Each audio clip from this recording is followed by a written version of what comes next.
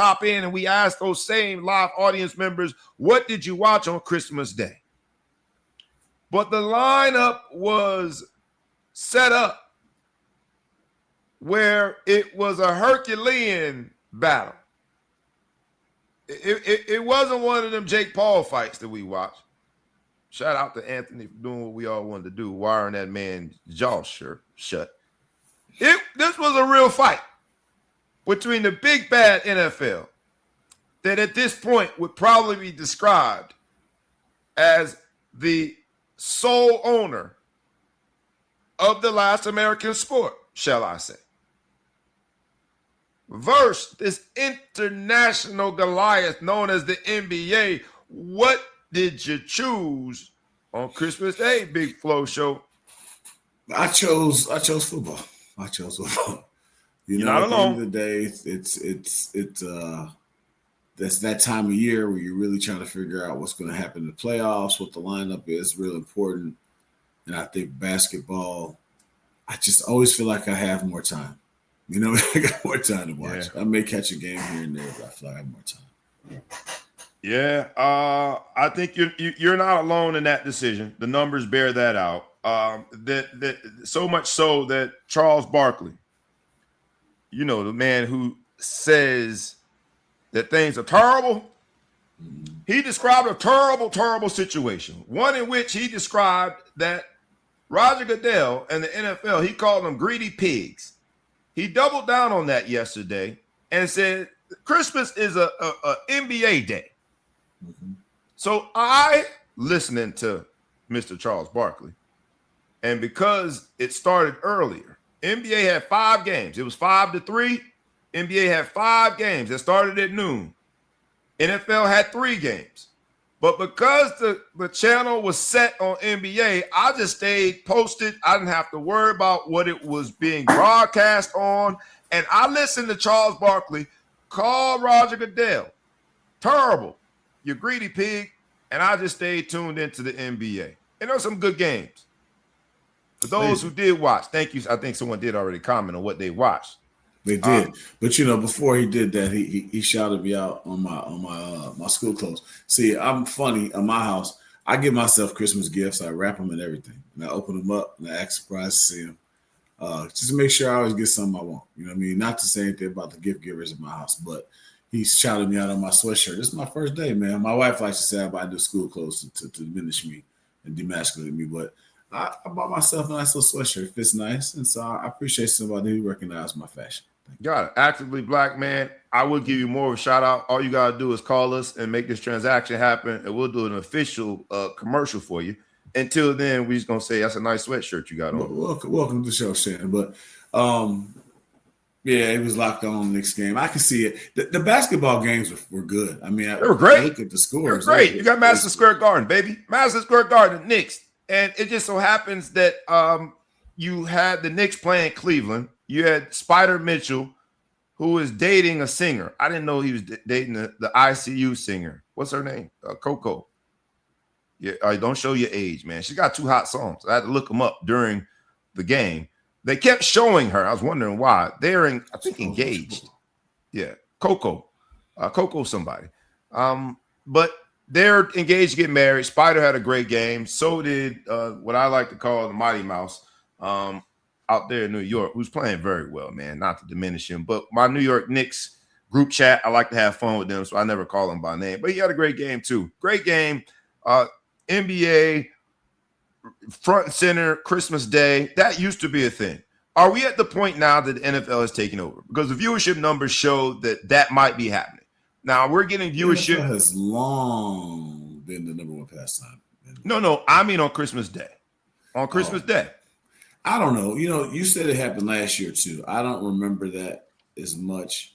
I thought it was Thanksgiving was football and the NBA is basketball. And I used to be the case. I thought it was just the fact that it hit us on a Thursday. I thought it was the fact that we fell on Thursday and they were like, well, it's Thursday and Thursday is the NFL day. So they did it last year and I think it was on a Wednesday. So what it used to be the program, you would only do an NFL game on Christmas when it landed on traditional NFL days, which were Sunday, Monday, and now Thursday. they've Saturday. extended beyond that now and have designed in their programming Christmas Day games. They had three games yesterday, all on different networks. This is how bad they are in terms of their influence. Two networks. Well, one was on Prime. And then the other two were on Netflix. Were they both on Netflix? No, I don't think so. Were they? You might be right. I believe they both were on Netflix. I don't know that. I know Netflix, Prime, and then I didn't watch the Cowboys and Commanders. Where's Cowboys and Commanders? I thought that was Netflix too. Let me see. Okay. If that was Netflix too, then you had Netflix, which is testing out its reach and ability to broadcast live sports and doing a phenomenal job every time that they do it. It was weird. No, you said doing a phenomenal job. I would say it was kind of weird. Like, you know, even the Prime, which I've been against for a long time. I don't like the. Let me just go on and say this. I don't like the fact that the professional sports are a God-given right in this country, right? To watch professional sports. ESPN doesn't push to me because you got to have cable, but most people have cable, right? Yeah. But I really believe NBC, ABC, CBS, Fox, those are the ones who should have the professional games. I think everyone should be able to watch them. It's a right, like education, all that kind of clean water, all that type of stuff. Sorry, Flint. But like everybody should be able to the sport. The streaming is going too far. And then the problem with streaming is that I don't know how it works in your neck of the woods, but like, you know, when you flip back and forth, one of the reasons why I didn't watch any NBA games is when you get onto a streaming network, it's not very easy to just flip over and, you know, during the commercial and pick up on something. You're kind of stuck in there unless you want to deal with the whole login transition every time, right? Being maybe a little lazy, right? But it does stop me from. It's a lot easier to switch from NBC to CBS or NBC or Fox to CBS, go back and forth through the games. You know, not a big deal. Thanks, Michelle, for doing our back office. I was just happy I got it right with Coco. But you were right. It was on Netflix. It was on Netflix and then carried locally in Dallas and I guess the DMV DC area. They put a lot into it though. They had a Snoop Dogg halftime show, Super Bowl-esque type halftime show, and some other singers. It went across a lot of genres. They had an opera singer singing, they had a country singer singing, but Snoop kind of like ran the whole thing. Last year was the Beyonce Bowl, right, which the numbers were staggering because you were messing with the Beehive. Me and Snoop kind of still have beef over that Trump stuff, but I watched, you know, just to see what it was all about. They did a lot of guest appearances. It kind of had a little bit of a, you know, the Mannings, how they do their little thing. And they have their a little bit of that feel. I felt they went back to studio a lot more often than a normal football game. Like people that weren't like just standing up doing the color, but they're going back to the studio. But you didn't turn the TV. Huh? You didn't turn the TV. You stayed and watched. No, actually, honestly, because of the show, I wanted to I wanted to give it more. I wanted to pay more attention to it, see like how is it different. I'm not gonna say they did a bad job. The viewing, everything was normal. Like, you know, you felt like you did that. The commentary I thought was adequate. You know, whoever was on there, I didn't know who he was. There was one of the in the later games, the old lineman whose his dad was an all-pro defensive lineman. I can't remember his name right now. Damn it, I looked it up before. His dad was number 75 defensive tackle, played for the Raiders. Howie Long's son. Howie Long's son was one of the guys who actually played for the Bears. I can't remember which Long was it. He did a good job to kind of ground it. The other guy was doing too much to me. And then they would bring in, like, they brought Barry Sanders in. They brought a bunch of old players, and they would give them like a few minutes of a cameo asking questions, and Chris Carter and some other people like that. It was different, and it screamed, we're just getting into this and we're trying to be different. You know what I mean? Got it. Shout out to my man. Ironically, my man Mike Sellers. Shout out. What up, Big Mike? He was recognized yesterday as one of the they used to be Redskins, now Commanders, but saw something where he was honored, man. Fullback, got to play with him in Cleveland, man. Shout out Big Mike, man. And is now the running back coach and doing great things down at IMG. But I only put him up there and interrupt you just because he was recognized yesterday, man. So shout out to you, man. Great NFL career. And that is awesome that he got to be honored in front of his kids who didn't get to watch him play. So shout out to you, Big Mike. See, I told you I could play. I know how it is at your house, Mike. Because I bet you don't get any more respect from them kids than my kids do for me when it comes to sports background. I want to say they give you any credit. Like, say they got me in the ring. Yeah, Dad, but you still don't know what you're talking about. Still don't know. They'll listen to anybody but us. So on this day, in this episode, Big Sister Syndrome, I guess the viewership numbers will come out. If there's anything like last year, the NBA got crushed by the NFL. Do we buy Charles Barkley's argument that indeed Roger Goodell hasn't seen a penny that he doesn't like and is starting to get to the point, not starting to, is past the point of being greedy? When you call somebody a greedy pig, that means you really think that they got some morality issues. They're moral compass. Especially when it's a rich person when it's a monopoly, rich monopoly calling another rich monopoly greedy. You know what I'm saying? Fair. Like, you're the NBA, you're telling the NFL they're greedy. Man, shut your ass up. All that money that y'all throwing around over there, they got bills to pay too. Because of the NBA, the NFL, if you think about it, should look at the NBA and say, it's because of you we have to be greedy.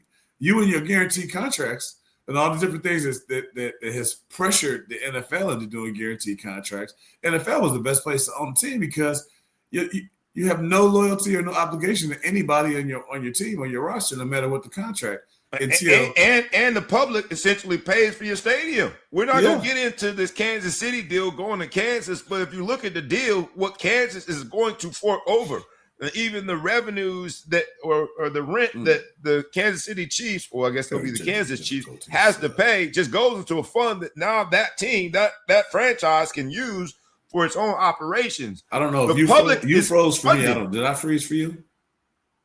You did not freeze for me, so it might have been me. You froze a little bit, so just maybe rewind a second if other people had a problem too. Yeah, if they did, I'll just repeat and say, if you look at the deal that Kansas is about to strike with the Chiefs, and you think of just how sweet from a business standpoint that is, that your entire stadium can be funded by the public.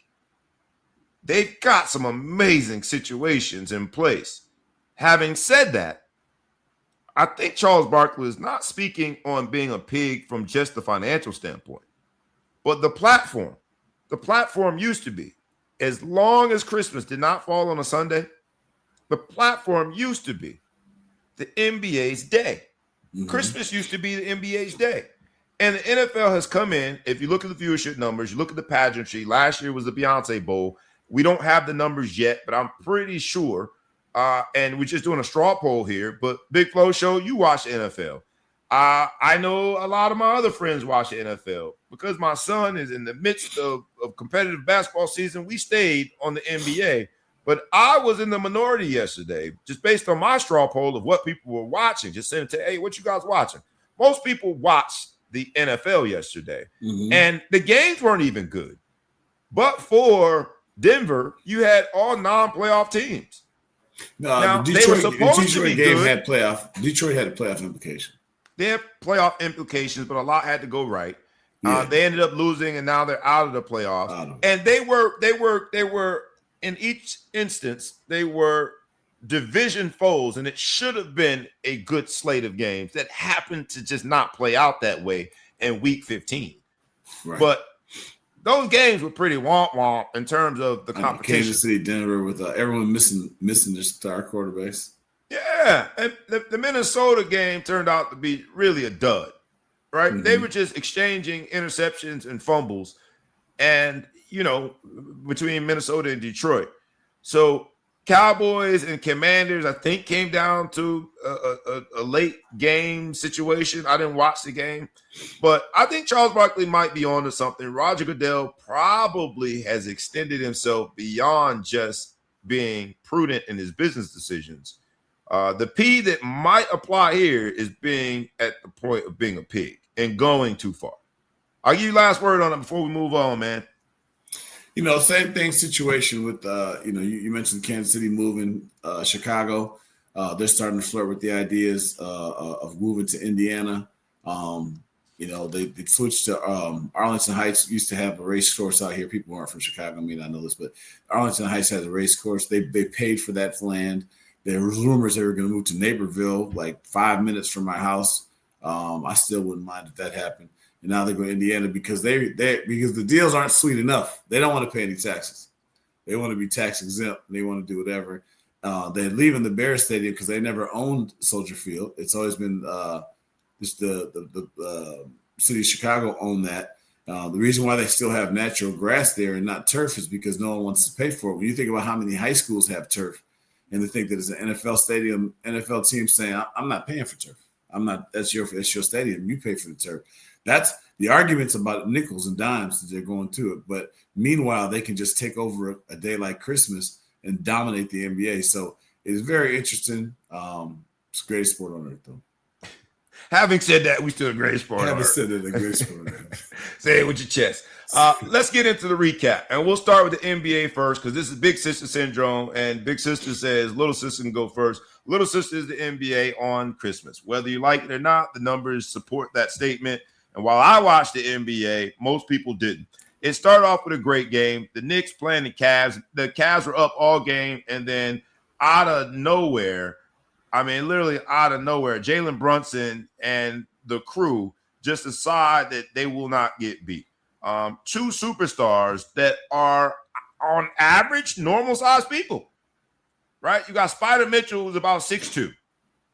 And then you got Jalen Brunson, who on a good day is probably 6'1". Might be on having some of them Prince heels. He's about 6'1". He's about a 6 foot celebrity. So Prince heels.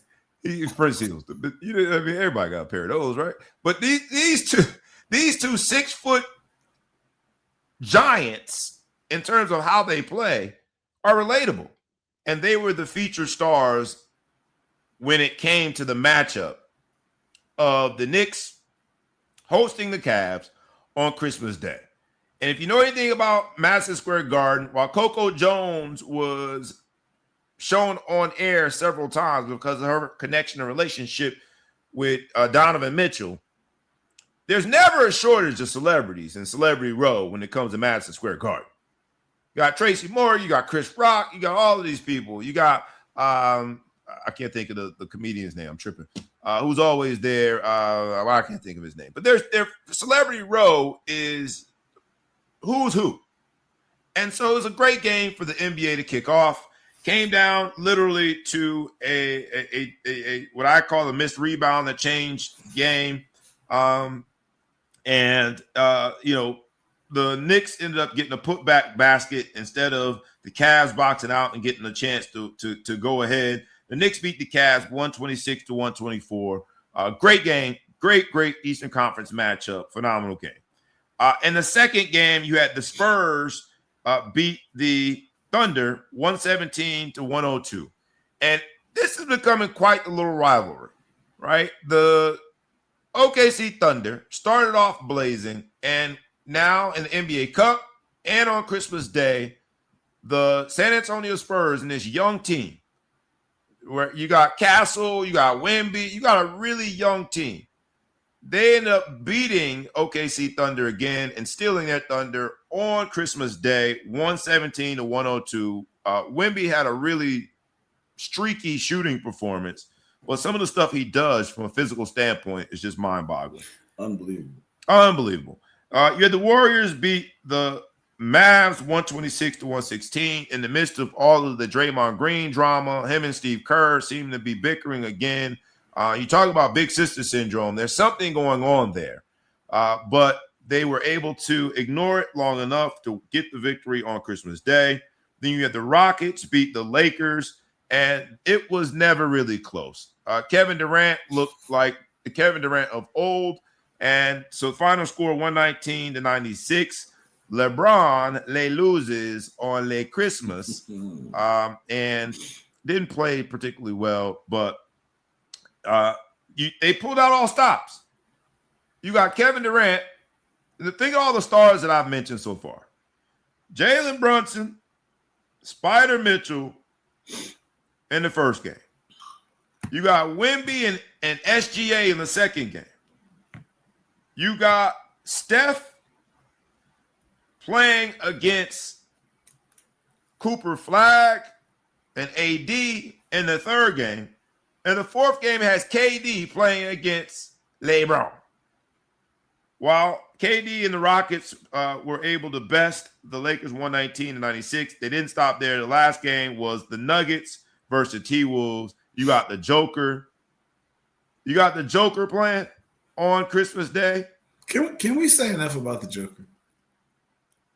I mean, if the Joker could speak better English, he'd probably be the face of the NBA. Probably. I mean, he's the most dominant player. The most dominant player in the history of the NBA. I say that with my head hung low. I don't even want to give it to him. When I heard the stat that he's led in every statistical category, four statistical categories, which is every one of them. The only one in the last decade. For the last decade. Yeah. No, Jordan can't even think about that. He doesn't. Points, he doesn't lead in rebounds, Jordan didn't lead in assists, 2 and steals. LeBron probably could say LeBron wasn't even a point guy like that, even though he's the most points. He never really led, I would say, for a decade in scoring. Like, no one can say that they've done what he's done, and he's a center. You got to put center in quotes, but yeah. What I'm saying is a 7-foot fat guy. Like, you know what I'm saying? Like, he's built like a center. It's not like, Wemby's a 7'4", but he's not a center, right? Fair. He's a center. Like, he's a center, dog. He looks every bit of a back to the basket type guy. He's a big dude. He plays in a small market, Denver. He is not American born. He is he's the best average when it comes to athletic prowess, and yet he's Shohei Ohtani. I can't argue that point. To say he's been the most dominant player, top 10 of 10 all years? time, for sure. I think at this point, you can't even argue. You can't argue. But they also had Ant-Man in that game, right? So the Joker in Denver beat the T-Wolves 142-138. And I say that to talk about all the stars that the NBA brought out in order to try to reclaim the dominance that the NBA has had, the NFL has had over the NBA on Christmas Day, and yet I don't think any of it works. We shall see what the numbers bear out. NFL, I'll go to you. You watch the games. I'll give you the scores wise, and then you can tell me if there's anything worth watching. The Cowboys went to the Commanders, the 1 p.m. game, Eastern. Cowboys won that game. Lions went to the Vikings and lost the 4:30 game, and also lost their opportunity to be in the playoffs, which was the turnover. Storylines they're kind of interesting. I mean, I guess with the Cowboys, I watch because I hate them, and so I watch whatever. But like the Commanders are on their third quarterback and still managed to be in the game, right? Deebo Samuels was playing like I haven't seen him play all year, looking really good. Another thing they did, like, I said, like they had Clinton Portis on. They did all these people, they're doing the broadcast. As soon as Clinton Portis gets on, one of the running back breaks free for like a 90-yard touchdown. So there was a lot of excitement in that game to it be as meaningless as it was. Right. The Vikings game, the Vikings are down their quarterback yet again. J.J. McCarthy has got a broken hand, so he's out of there. But they end up putting it on the Lions. And you think, goddamn, the Lions, are playing for their lives. You got to put on them. So I don't know. That's the beauty of the NFL. You just get great games out of stuff that should be meaningless. And then the last game, I think I cut you off where you could say it was the Chiefs Broncos. I mean, still it's a 13-20 game. The Broncos are one of the people they think could come out of the AFC, and the Chiefs are down. Mahomes didn't even play. Mahomes Travis Kelce probably played his last game at Arrowhead, and they were, as a fan base, cheering his name, showing him support. He stayed afterwards and got emotional. We probably saw the last of Travis Kelce. If you're dating Taylor Swift, not even dating, you're engaged to Taylor Swift. Are they married yet? No, they're still engaged. They're still engaged. If you're engaged to Taylor Swift. Kidding me? That wedding is going to be on every simulcast on TV pay-per-view. They're going to have horses, and it's going to be like a royal wedding when they get married. Fair. But at the end of the day, a meaningless game. KC has been out of it since last week, and they've got not one but two quarterbacks suffering from ACL injuries. But yet, I am almost certain that when we look at the numbers and the viewership ratings come out, the NFL dominated the NBA yet again. It's really hard to understand why. Just better. even with those pedestrian games, It's still better. I would say this because you pointed out that's the beauty of the NFL. Each one of the games has significance. Christmas, when you look at the totality of the situation with the NBA, is almost meaningless. You got 82 games. If you lose on Christmas, not a big deal. Whereas the NFL didn't feature all playoff teams, but the Lions still had a chance to make it. Denver is definitely going to make it.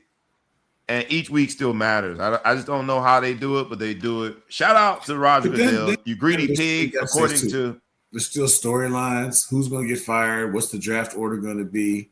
Like, stuff that people really care about is still in play. Like, okay, this team won. All right, that messed up the draft. Like, we all want to know who's going to get the first pick of the draft. Although I do think that the way the NBA does is better with the lottery so that you could be almost a good team and still get the first pick and, really change your whole franchise around. I like that better. But NFL, they've done a good job of just maybe by accident, but it still makes sense. Everybody wants to know who's going to make it, who's going to get fired. This guy play well. So shout out, man. Shout out to you greedy pig, Roger Goodell. And I'm just quoting Charles Barkley when I say that. I ain't talking about nobody, but I am talking about somebody. What?